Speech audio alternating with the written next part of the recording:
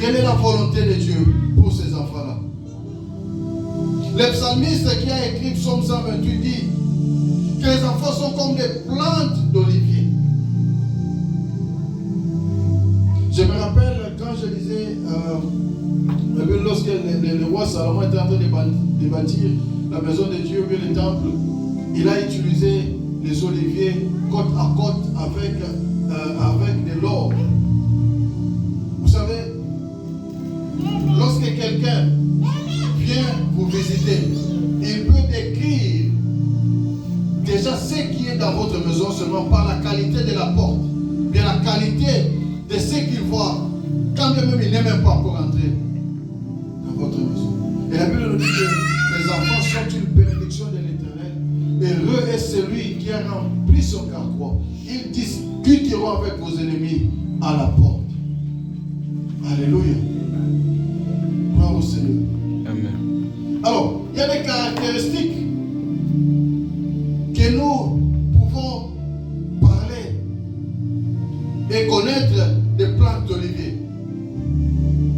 Premièrement, un olivier, c'est un arbre qui produit une huile qui peut aussi être utilisée. Nous en avons vu beaucoup dans la Bible. Lorsqu'on voulait oindre le roi ou le sacrificateur, c'est l'huile d'olive souvent qui a été utilisée. Nous trouvons aussi beaucoup des hommes de Dieu lorsqu'ils font les prières. La Bible même nous recommande dans la prière qu'on fait pour les autres, qu'on peut oindre de l'huile sur leur tête et que les anciens prient pour eux. C'est-à-dire l'huile d'olive a de l'importance majeure et capitale dans la présence de Dieu et dans les choses de Dieu. Alléluia.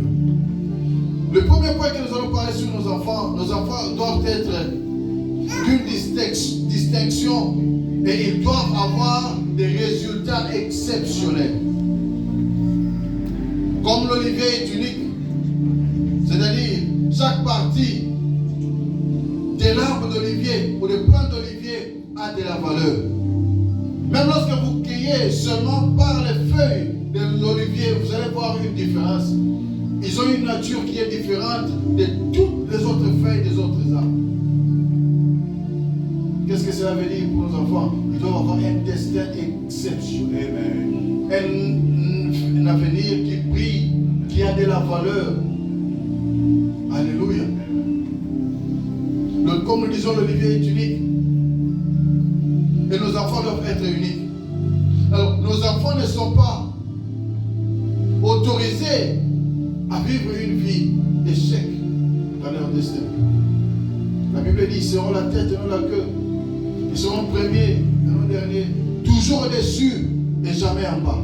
C'est ça la destinée de nos enfants. C'est ça la réalité de nos enfants. C'est-à-dire l'échec n'est pas négociable.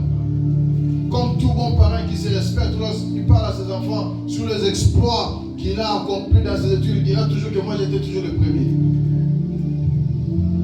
Mais dans la réalité des choses, la volonté de Dieu est que tout enfant qui est né d'une famille bénie de Dieu doit être la tête, doit être premier et exceptionnel dans tout ce qu'il fait. Alléluia. Gloire à Jésus. Le deuxième point, nos enfants doivent avoir des dignités et valeurs. Car la Bible, je venais de dire, sont un héritage de l'Éternel. Nos enfants sont une récompense de l'Éternel. Nos enfants sont des flèches dans la main d'un héros. Psaume 127, verset 3 à 5. Et lorsque nous étudions un peu cela, les flèches doivent être formées, polies, dirigées et après